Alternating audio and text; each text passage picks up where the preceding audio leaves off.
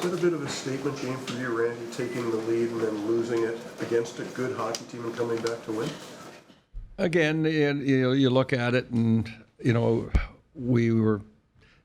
I would say that we played the game in two parts.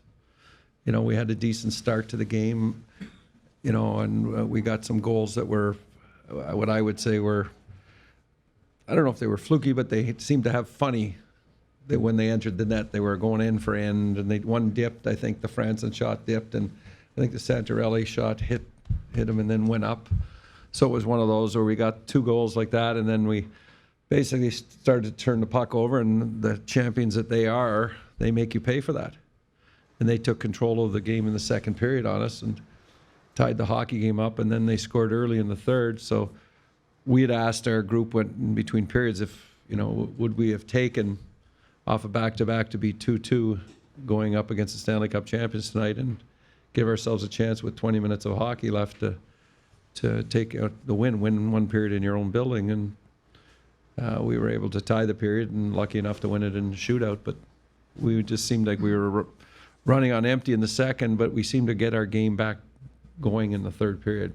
Is that one of the differences maybe now from early this season, that when things do start kind of falling apart, you can reel them back in and get back on track like that? Yeah, that's a credit to your players. The one thing that we try to do is we try to create the template that we have to play to, and if we do that, we can be effective. We've proven to ourselves, and hopefully that we're gaining some confidence with this, that we know we can play, and we can play well for long stretches and longer stretches of time and not have the valleys in the game, and that'll increase our chances because the road is going to get tough here as we go forward, and we're going to have to prepare for a team that's going to play very similar to what we saw tonight in Anaheim. Faceoff seemed to play a big role in the first two periods as well. Yeah, they had every one. So it was kind of hard to catch up when they started with the puck all the time, but that's what you run into, and that's where people have to help out, and your wingers got to be sharp and on their toes to help the center. And we did win some pucks, or there were some 50-50 pucks where their wingers were jumping in and grabbing the puck ahead of our winger or our defenseman in those situations. When you talk about confidence going forward, do you take anything from beating a good Wings team one night and beating the Stanley Cup champions the next night? Is that something that can pay off down the road? Well, I always try to tamper the enthusiasm and try to remain level-headed, and hopefully that builds confidence in our group inside, because we think that this group's got more to give.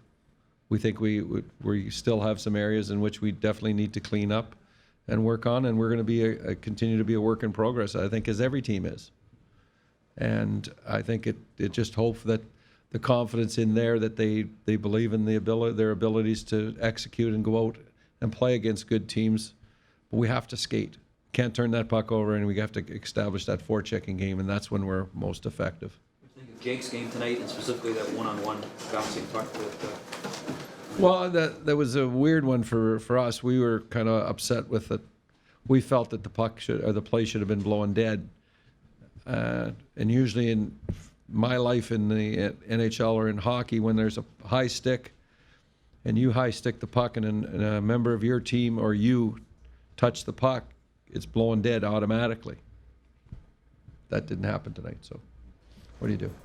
Your record since Nashville has been terrific, but do you still see some danger signs, or as you say, just things that need to be improved despite the results? Oh, definitely. There's always danger, and this pro sports is about danger. You're always living on the edge.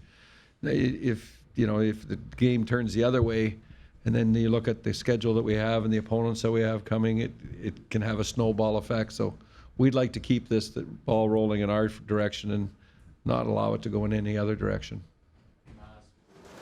The confidence level and the trust level with him. You have him out there against Kopitar's line the night after you had him against Zetterberg's line. What's he doing out there? Well, the thing is that he's not being hemmed in their zone, for one.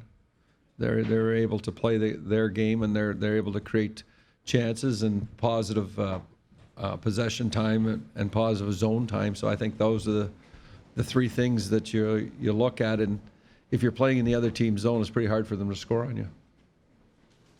Would be the way I would describe it. Thanks, Randy. All right.